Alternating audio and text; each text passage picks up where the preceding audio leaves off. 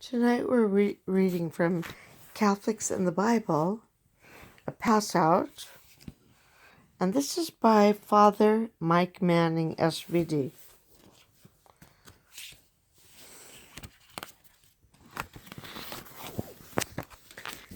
Catholics in the Bible by Father Michael Manning, SVD. When you start to read the Bible, watch out.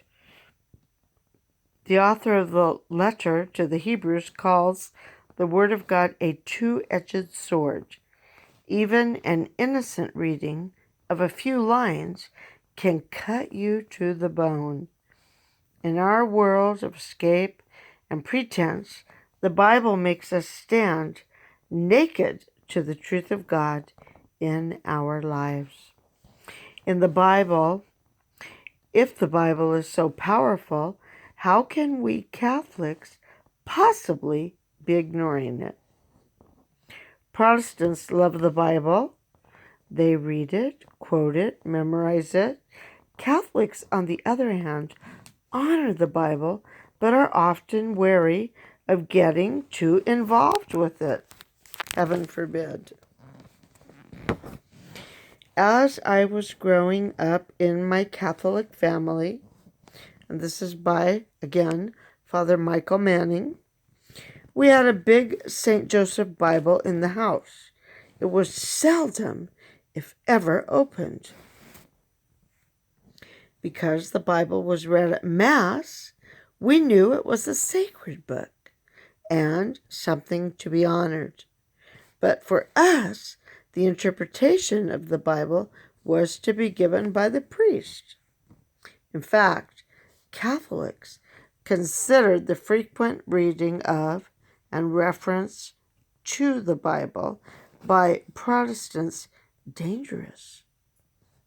Without a scholarly priestly interpretation of the Bible, a person could get the wrong explanation and draw conclusions that were contrary to the teachings of the Bible.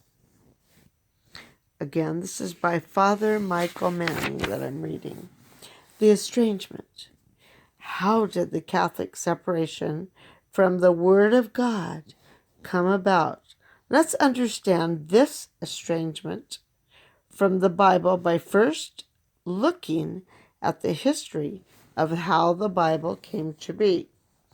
Biblical origins. The Bible is not a book, but a library, a collection of various books and letters. There are books of history, fiction, poetry, and song. There are two parts to the Bible, the Old Testament and the New Testament. Nowadays, with greater sensitivity to our Jewish sisters and brothers and to our own roots, we also refer to these two parts as Hebrew scriptures and Christian scriptures. The Bible is based on the real experiences of men and women encountering God. That experience is then passed on by word of mouth from person to person, from generation to generation. In the verbal passing on, the stories become enhanced and influenced by the further intervention of God in people's lives. The telling of these stories also moved through various languages. Some of the languages are Aramaic, Hebrew, and Greek. Eventually, the stories were put down in writing. The writings were many. Finally, one or several persons collected them into the various books and letters of the Bible we use today. Once the Bible was brought together, copies were made by hand. The copying of the Bible took the long labor of many people working together.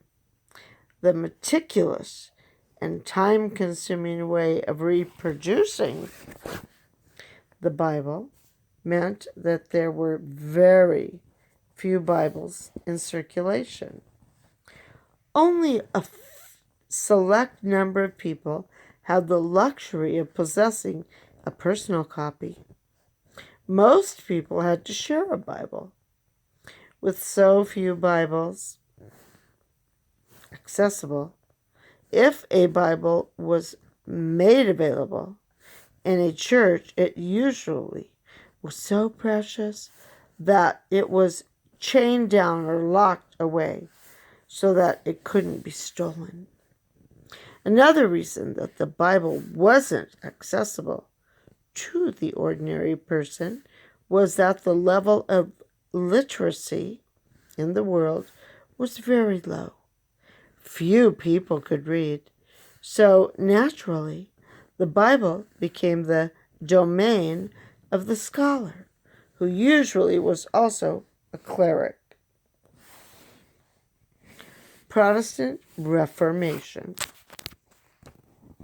It wasn't until the 1400s when a man named Gutenberg developed a machine for duplicate printing that the Bible was mass produced. The invention of the printing press occurred around the time of Martin Luther and the Protestant Reformation. Luther's interpretation of the Bible opened the way